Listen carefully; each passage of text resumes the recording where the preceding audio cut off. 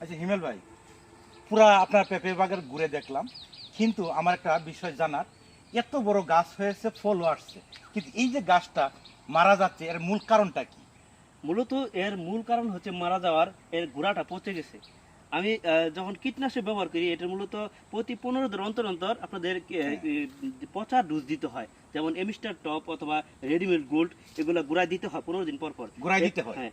অতিরিক্ত বৃষ্টি যদি হয় তখন এই গোড়া পচাটা হয়। আবার যখন অত্যাধিক খরা হয়, তারপরে যদি কোনো রকম বৃষ্টি হয় তখন কিন্তু এই গোড়া পচাটা হয়। তো আমি যদি আপনাদের একটু দেখাই, দেখেন গাছটা কিন্তু নড়তেছে, গাছটা কিন্তু নড়তেছে, তার মানে গোড়াটা পচে গেছে। দেখেন এখানে কিন্তু প্রচুর পরিমাণ ফলন আছে। যারা নতুন কৃষক আছে এরা কিন্তু জানে না। আর আসলে এটা মারা যাওয়ার আরেকটা কারণ হচ্ছে হয়তোবা যে কীটনাশকটা প্রয়োগ করছে হয়তোবা এই গাছটা ভুলেছে দেয়নি, যার কারণে কিন্তু এই গাছটা মারা গেছে।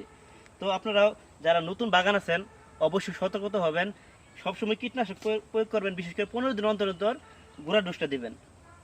দেখেন প্রিয় দর্শক, আসলে এই গাছটা যে মারা যাচ্ছে, মারার পিছনে মূল যে কারণ, আমরা একজন সফল উদ্যোক্তা এবং পেঁপে যে চাষ করছে তার মধ্য থেকে সুন্দর একটি প্রস্তাব আমরা উত্থাপন করতে পারলাম।